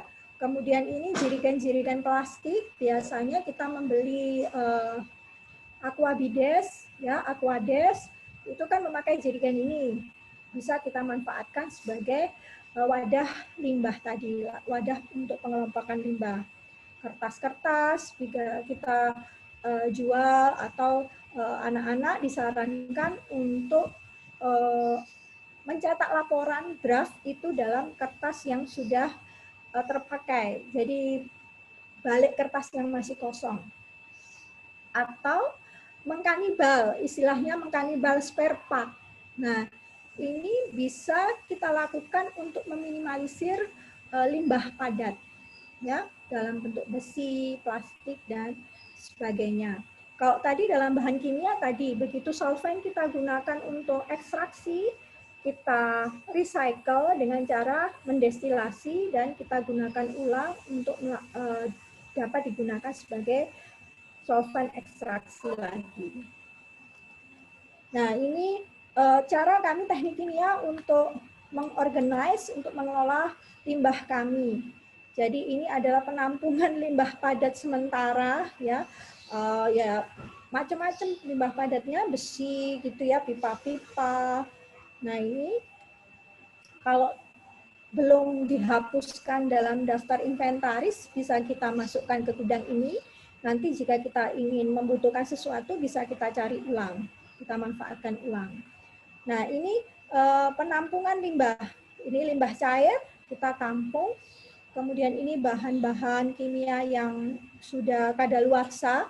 Ada kalanya teknik kimia memiliki bargain kepada supplier bahan kimia, apakah mereka bersedia mengolah limbah bahan kimia kita yang sudah kadaluarsa. Nah ini perlu juga ditanyakan kepada supplier Bapak Ibu supaya kita tidak perlu mengolahnya. Jadi kita berikan ke vendornya, vendor yang akan mengolah. Nah kita juga memiliki kontainer, ya, kontainer untuk penyimpanan barang-barang padat, ya, barang-barang bekas padat. Nah, kebetulan teknik kimia untuk limbah-limbah pencucian yang biasa seperti tadi asam dan basah itu hanya diencerkan, ya, berupa kita drain dalam bak pencuci, kemudian keran kita buka. Nah, itu kan sistemnya adalah pengenceran. Nah, hanya itu saja yang kita lakukan. Selebihnya untuk limbah-limbah organik yang berbahaya, kita hanya mengelompokkan, hanya mengelola seperti itu, mengelompokkan menjadi padat, cair organik yang biasa, cair organik yang berbahaya, kemudian kita sampaikan kepada apa istilahnya pengelolaan perusahaan pengelola limbah. Nah, ini kami sudah bekerja sama dan kebetulan perusahaan itu adalah milik alumni kami sendiri, sehingga ya cukup berjalan dengan lancar. Nah, itu saja Bu Saidah. Terima kasih. Ya, terima kasih banyak Bu Orchid atas materinya pada hari ini. Jadi pada materi hari ini dari Bu Orchid yaitu berupa pengelolaan lab dan juga pengelolaan limbah. Jadi di sini pengelolaan di sini adalah pengelompokan limbah-limbah laboratorium, bagaimana kita mengelompokkan limbah-limbah lab tersebut untuk nantinya akan diolah oleh pihak ketiga. Jadi kurang lebih seperti itu materi pada hari ini. Untuk selanjutnya saya akan membacakan beberapa pertanyaan yang sudah terkumpul. Ada pertanyaan pertama.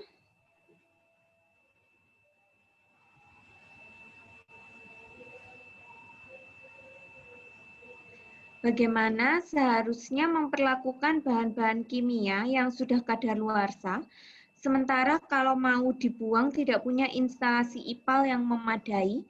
Yang kedua, bagaimana solusi untuk limbah dari laboratorium medis dari Bapak Baskoro. Ya, terima kasih. Sementara kalau untuk tadi limbah bahan kimia yang kadaluarsa, ya, seperti yang saya infokan, jadi untuk bahan kimia yang kadaluarsa, Bapak bisa pertama adalah tracing dulu ya, Bapak membeli bahan kimia tersebut dari toko mana atau supplier mana, gitu ya. Bisa Bapak tanyakan apakah toko tersebut mau menerima limbah ini. Jadi istilahnya kita berikan ke mereka, mereka kemudian akan mengolahnya tersebut. Kedua, tentunya kami kalau di teknik kimia itu kami pooling. Jadi tadi kita kumpulkan dulu seberapa banyak gitu ya, karena supplier kami tidak seragam. Jika suppliernya mau menerima, oke, mereka menerima dan mereka yang mengelolanya. Tetapi jika tidak, kami pool, kami berikan sementara kepada pengelola bahan kimia. Karena untuk limbah bahan kimia ini kan termasuk B3 ya, jadi pengelolaannya tidak sederhana, jadi perlu dikelompokkan. Itu kemudian untuk limbah bahan medis, nah ini tergantung dari jenisnya. Yang ngetren saat ini mungkin limbah masker medis. Jadi kalau masker medis itu kemarin saran dari teman-teman, apalagi masker medis yang kita pakai, ya kita pakai sendiri, yang berwarna hijau itu sebelum kita buang ke sampah, katakanlah seperti itu, kita harus merendamnya dengan deterjen atau dengan air sabun dalam katakanlah 2-3 jam untuk memastikan bahwa semua mikroorganismenya atau katakanlah virusnya gitu ya, itu mati, baru kita kalau limbah masker sekarang ini perlu digunting baru kita buang. Nah, kalau yang medis itu karena ada yaitu tadi seperti cairan darah dan sebagainya, jadi perlu dipisahkan. Kalau yang kaca-kaca seperti ampul-ampul pengambil darah itu biasanya memang sebelum dia dihancurkan, dia dihancurkan dulu maksud saya, kemudian baru dicuci ya dengan air ya, dengan apa istilahnya, ditambahkan zat kimia tertentu supaya si cairan-cairan darah dari beberapa sampel ya, dari limbah laboratorium itu dia mati, baru nanti bisa digunakan atau dikelompokkan sebagai limbah kaca biasa yang akan digunakan ulang. Nah ini, jadi tergantung limbahnya, tidak bisa dijawab generalisir seperti itu, Bapak. Dari Pak Baskoro, apa ada pertanyaan lebih lanjut? Gini Bu, terima kasih jawabannya dulu. Yang untuk limbah medis itu pernah dengar dibakar di insenerator. Nah, itu bagaimana? Apakah itu diperbolehkan atau ada aturan khusus yang mengatur untuk hal tersebut? Untuk itu ada aturan khusus, Pak, karena dibakar itu sebenarnya tidak untuk semua limbah medis, ya, apalagi kalau untuk yang berbahan plastik, ya, karena pembakarannya akan menghasilkan limbah kembali yang berbahaya bagi atmosfer lah, jadi menghasilkan karbon yang berbahaya. Jadi mungkin tidak semuanya disarankan untuk dibakar. Jadi perlu kita klasifikasikan terlebih dahulu seperti itu. Oh ya cukup. Ya, baik dari Pak Baskoro. Untuk pertanyaan selanjutnya, apakah limbah laboratorium sekolah termasuk limbah industri atau limbah domestik? Adakah peraturan atau perundangan yang menyatakan hal tersebut dari Pak Ragil Sugeng Dewantoro? Kalau limbah sekolah, ya, lab katakanlah ya, seperti tadi lab pengajaran, untuk dia masuk ke dalam limbah domestik itu saya kira adalah limbah-limbah yang cukup aman, seperti tadi asam dan basah. Gitu. Kemudian maksudnya limbah cair yang bersifat asam dan basah. Jadi boleh kita buang ke perairan setelah kita melakukan pengenceran. Ya. Ada juga limbah laboratorium berupa padatan. Nah, tergantung padatan ini apa. Kalau misalnya padatan seperti tadi saya contohkan adalah mengekstraksi dari bahan, misalnya judul praktikumnya adalah mengekstraksi kafein dari teh gitu ya. Limbah padatnya kan daun teh.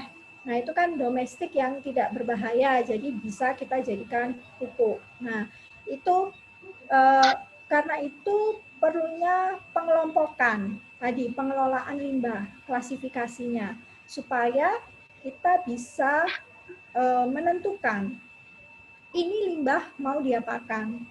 Tetapi kalau limbah kita adalah limbah berbahaya yang masuk dalam klasifikasi potensi daripada limbah B3, dia harus ngikut pada peraturan pengelolaan limbah B3. Seperti itu. Jadi kalau untuk limbah lab sendiri tidak ada peraturannya tersendiri. Tetapi kalau kita melihat pengelompokan klasifikasi, nah itu baru masuk ke situ peraturannya. Jadi karena itu yang perlu ditekankan di sini sama halnya kita mengolah limbah domestik sampah rumah tangga, kertas, plastik dan sebagainya. Nah itu, jadi dikelompokkan. Kalau tadi padat, ya padat boleh kita kelompokkan lebih detail. Kaca, ya padat organik, ya kemudian ada padat berupa garam-garaman atau solid anorganik seperti Fe gitu ya. Nah itu kan berbeda sendiri. Nah ini yang perlu ditekankan di situ supaya kita bisa melakukan atau memilih langkah apa selanjutnya. Ini. Ya, dari Pak Ragil, apa ada tambahan? Assalamualaikum warahmatullahi wabarakatuh. Terima kasih Bu Bea atas jawabannya. Mohon maaf untuk kalau saya tidak salah dengar katanya tadi ada pengenceran itu Bu ya. Pengenceran kemudian baru dibuang. Saya pernah mengikuti pelatihan pengolahan limbah itu katanya pengenceran untuk dibuang itu ada termasuk ilegal gitu Bu. Apa betul seperti itu? Termasuk melanggar. Sebenarnya iya Pak. Kalau di saya juga apa ya kalau mau digeneralisir tidak bisa.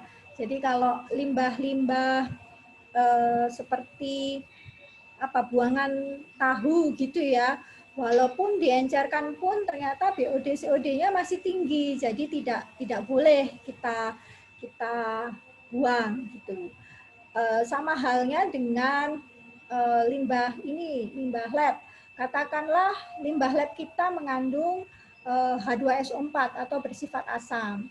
Nah, harus kita cek juga sebenarnya suhunya, kemudian pH-nya. Kalau sudah kita encerkan ternyata pH-nya masih terlalu asam, ya tidak boleh kita buang ke perairan. Itu. Jadi tetap harus melihat istilahnya batasan-batasannya gitu. Jadi tidak letterless itu. Setelah kita encerkan harus kita cek kembali memang ini. Karena pengalaman di teknik kimia kalau zaman dulu itu kan masih banjir ya. Jadi kalau guyonannya dulu zaman kami itu saya kebetulan kuliah di sana mulai tahun 97 gitu ya, kan masih banyak sawahnya. Jadi ITS itu adalah Institut Tengah Sawah gitu guyonannya. Jadi kalau banjir, kalau hujan, musim penghujan itu banjir. Nah, banjir ini tampungan limbah di teknik kimia itu meluber. Nah, jatuh ke sawah-sawah di sekitarnya. Ternyata dari situ diketahui bahwa yang kita tampung kan ada tampungan kolam sementara. Waktu itu kita belum punya partner dalam mengelola limbah. Itu terlihat bahwa walaupun sudah kita pindah per bak gitu ya, bak-bak gitu, tapi masih belum sesuai untuk dibuang di perairan. Nah, itu. Seperti itu. Jadi memang perlu diperhatikan juga baku mutu limbah yang bisa dibuang ke badan perairan. Ini Bapak. Oke, terima kasih Bu Dea jawabannya. Ya, baik. Masih ada beberapa pertanyaan, tapi karena waktunya sudah habis, jadi untuk pertanyaan yang lainnya nanti akan saya sampaikan ke Bu Orchid lewat WhatsApp, untuk nantinya akan dijawab oleh Bu Orchid secara tertulis dan akan saya forward ke grup peserta pelatihan. Jadi untuk materi hari ini dicukupkan terlebih dahulu. Terima kasih banyak Bu Orchid atas materi dan diskusi tanya jawabnya pada siang hari ini. Mudah-mudahan materi dan diskusi yang tadi telah berlangsung bisa bermanfaat untuk kita semua dan bisa menambah ilmu mengenai pengelolaan limbah laboratorium. Ya, saya ya Bu. Terima kasih Bapak Ibu untuk waktunya dan berkenan sampai akhir. Saya mohon maaf jika ada kesalahan dan kekurangan. Nanti untuk pertanyaan yang belum terjawab atau mungkin Bapak Ibu masih bisa menanyakan kembali, insya Allah akan saya jawab semaksimal mungkin. Ya, terima kasih Bu Orchid. Untuk selanjutnya saya serahkan kembali ke host. Ya. Terima kasih Bu Saidah, terima kasih juga Bu Ors yang sudah menyampaikan materinya pada siang hari ini. untuk selanjutnya mungkin dari Bapak Ibu guru bisa dibuka Kahoot-nya. Bisa sebentar lagi akan dimulai untuk Kahoot. Mungkin dari panitia bisa di share screen untuk Kahoot-nya. Ya, saya stop dulu ya. Iya Bu. Bentar, berarti saya...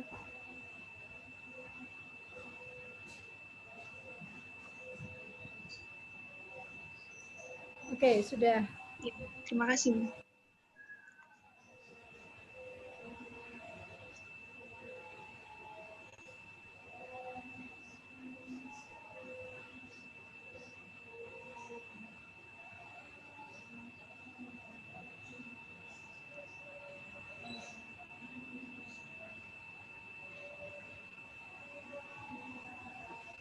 Mungkin dari Mas Panitianya bisa dibantu untuk share screen tampilan Kahoot-nya ya, Mas.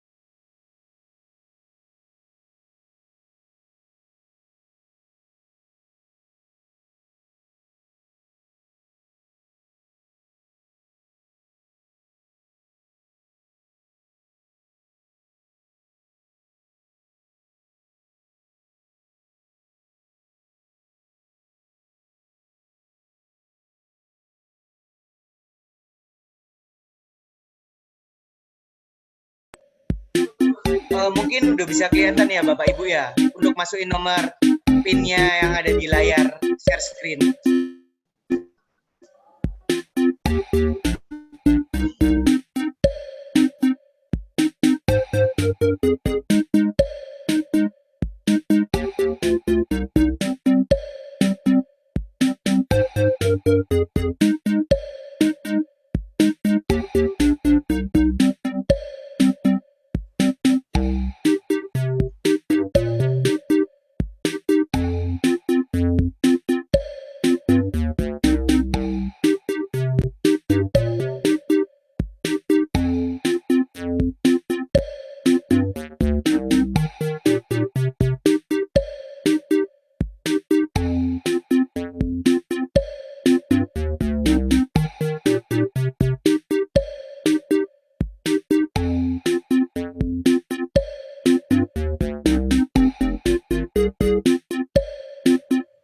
Ya, ayo Bapak Ibu yang belum join, monggo dibuka HP-nya, terus dibuka browser, diketik www.kahoot.id, terus masukin PIN-nya.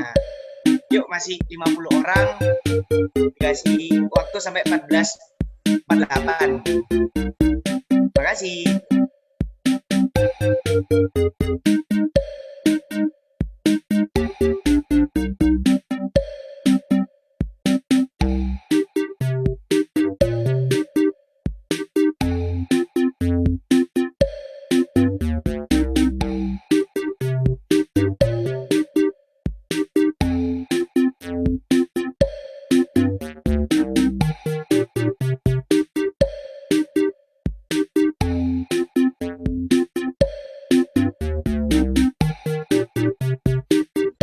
Ayo Bapak Ibu, masih 68 orang yang join. Tadi kan ada 100 lebih, monggo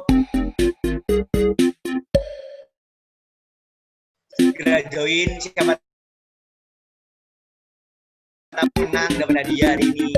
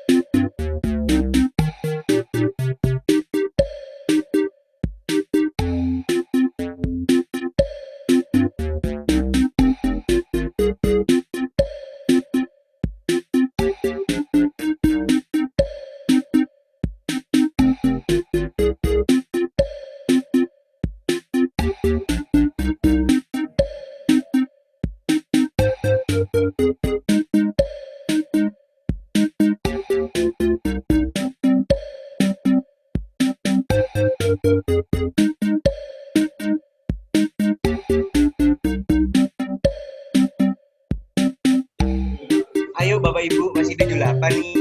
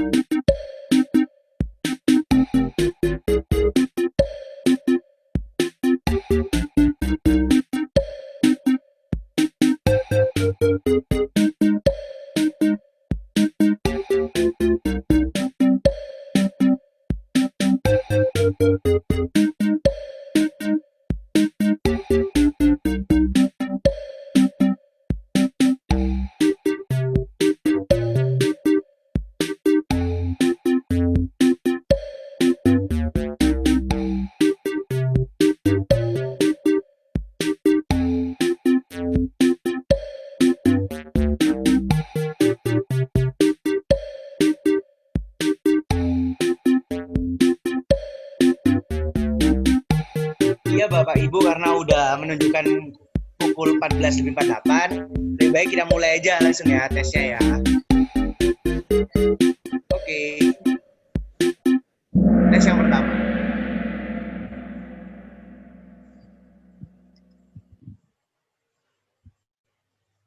Laboratorium yang tidak memproduksi limbah B3 adalah ada lab bioteknologi, lab kimia terapan, lab komputasi, sama lab satuan proses. Ayo dijawab.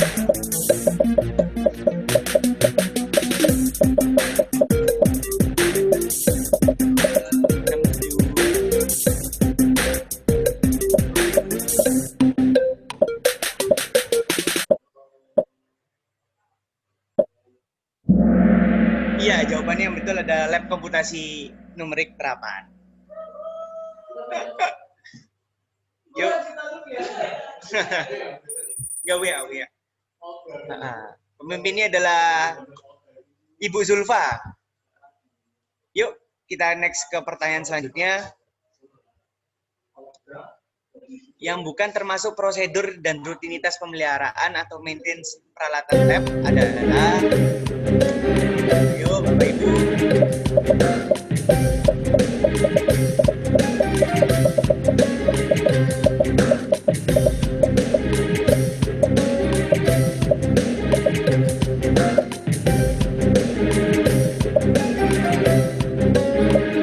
Ya, jawabannya training dosen. Tadi kan sudah dijelasin sama Bu Orchid. Yang betulan training staff. Yang peringkat 1, Ibu Zulfa lagi. Kita next ke pertanyaan selanjutnya ya. Yang termasuk pengembangan SOP adalah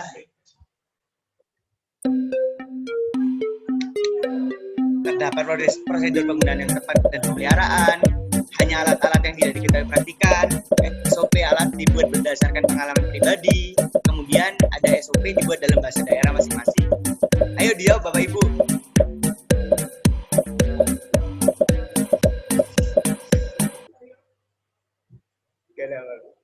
Ya, jawabannya terdapat prosedur penggunaan yang tepat dan pemeliharaan.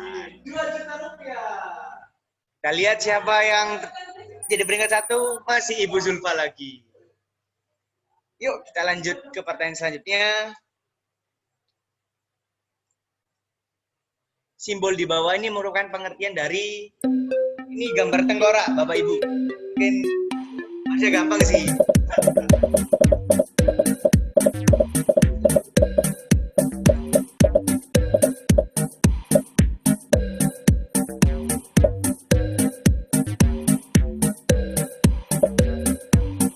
Iya, gambar tengkorak masuknya beracun.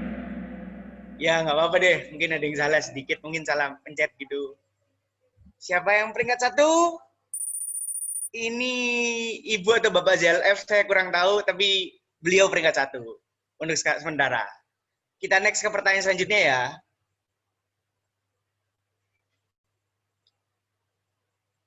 Yang bukan limbah padat adalah endapan, asam bekas, kaca, atau sarung tangan. Yang betul nih jawabannya.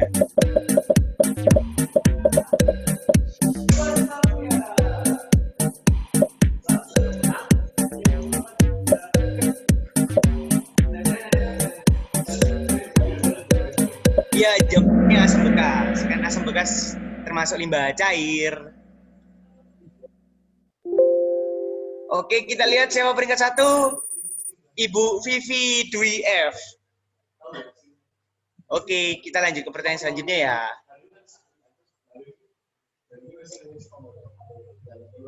Penanganan limbah cair yang tidak berbahaya, yaitu limbah asam dan basa, adalah Ibu Orchid sudah menjelaskan.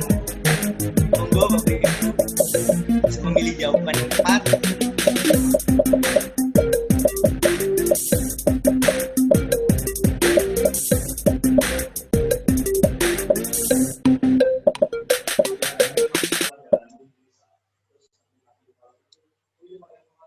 Ya, karena asam basa itu perlu pengenceran dan netralisasi biar nggak menghancurkan alam, jadi harus dinetralisasi. Yuk kita lihat, masih Ibu Vivi di peringkat atas. Kita lanjut ke pertanyaan selanjutnya ya. Benar atau salah? True or false? Limbah laboratorium bukan merupakan salah satu sumber limbah B3. Jawabannya true atau false?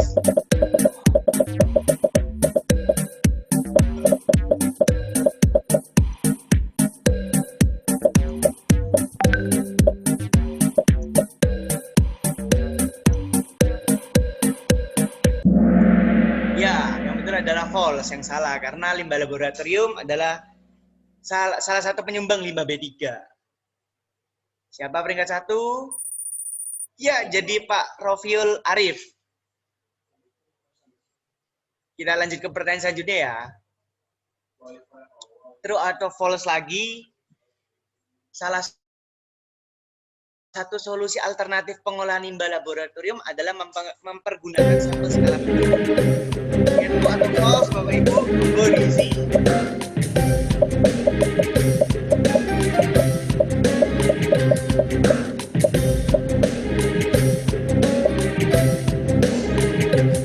Ayo.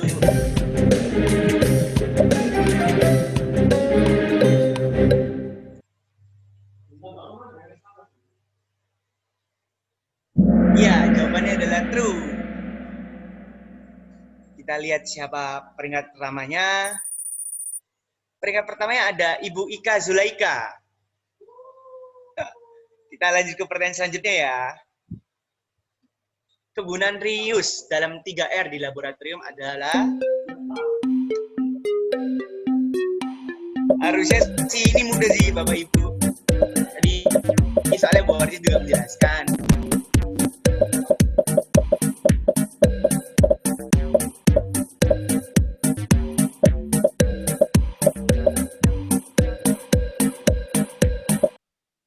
Ya, mayoritas benar, yaitu pemakaian kembali bahan-bahan hasil penelitian atau praktikum sebelumnya. Kita lihat siapa yang di atas lagi. Masih Ibu Ika Zulaika. Oke, kita lanjut ke pertanyaan selanjutnya. Oh, pertanyaan terakhir ternyata. Yang bukan tips pemeliharaan atau maintenance peralatan lab adalah service and repairing, ada calibration, ada quantity replacement, ada cleanness and tightness. Yang mana ya Bapak Ibu yang betul?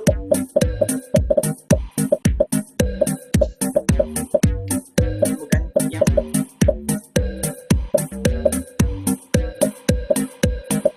ya, yang betul adalah quantity replacement, karena jawaban yang ya, kita lihat siapakah yang juara. Juara 3-nya adalah Bapak Dito Wahyu. Juara kedua Ibu Mila. Juara ke-1 adalah Ibu Rizka Wulandari. Ya mungkin tiga orang yang juara ini ingin menunjukkan dirinya. Bapak Dito, Ibu Mila, Ibu Rizka. Terima kasih. Halo. Ya. Iya, Mas. Oh iya, selamat ya, Bapak. Iya, makasih. Ya, nanti untuk pemberian hadiahnya bakalan dihubungi oleh panitia. Ditunggu aja hadiahnya, stay tune. Oh iya, Bapak dari sekolah mana, Pak? Pak Tito? Dari SMK Negeri 2 Batu.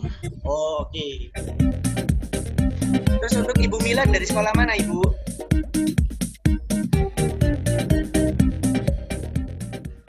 Ibu Mila.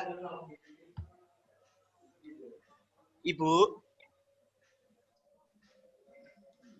Ya udah deh, kalau misalnya mungkin ada problem ya, langsung ke Ibu Rizka. Videonya nggak bisa menampilkan. Ya, Ibu Rizka dari sekolah mana, Ibu Rizka? Dari SMK Putri Negeri sih. Oh iya ya. Oke Ibu. Untuk Ibu Mila mungkin ada nama lengkapnya siapa? Mungkin Ibu Mila.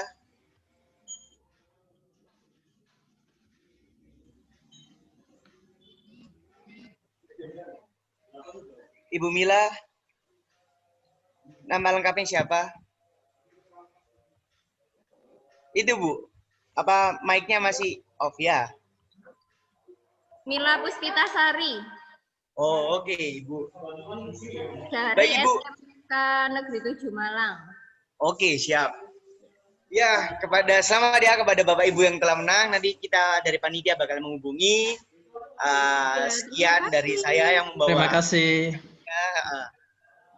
Mohon maaf apabila ada salah. Saya kembalikan lagi ke Mbak MC-nya. Ya, terima kasih Mas yang sudah memandu untuk Kahoot hari ini. Sekali lagi selamat buat Bapak Ibu yang udah menang. Untuk yang belum menang mungkin bisa dicoba di pelatihan minggu depan. Masih ada lagi di hari Rabu. Sekalian Kahoot ini sekalian menutup pelatihan pada hari ini. Tapi sebelum kita tutup pelatihan hari ini, mungkin Bapak Ibu yang bisa on cam, dipersilakan untuk on cam untuk kita berfoto bersama. Monggo Mas panitia yang akan ngefoto, silakan ya Mas. Ya, terima kasih untuk Mbak Hanifainas. Untuk peserta yang Bapak Ibu yang sekiranya bisa on cam, dipersilakan untuk on cam terlebih dahulu.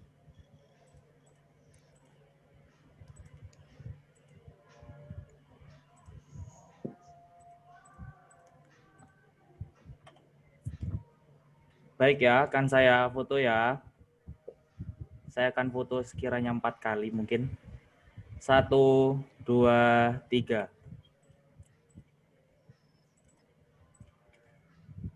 Lagi.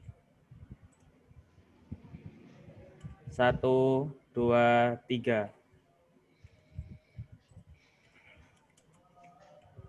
Lagi.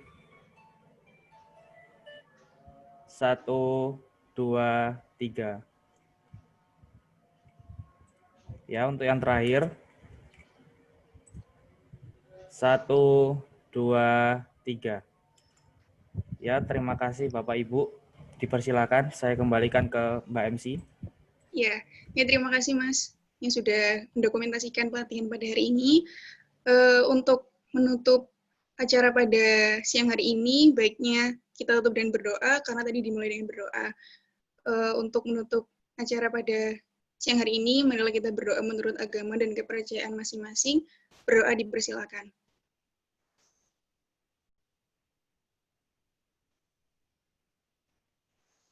Tiada kata cukup untuk berdoa. Sekian dari saya, Bapak Ibu. Terima kasih yang sudah hadir di pelatihan pada hari ini. Mohon maaf apabila ada salah-salah kata dari kami panitia. Sekian. Wassalamualaikum warahmatullahi wabarakatuh. Bapak dan Ibu dipersilakan bisa untuk live meeting-nya. Terima kasih. Warahmatullahi wabarakatuh.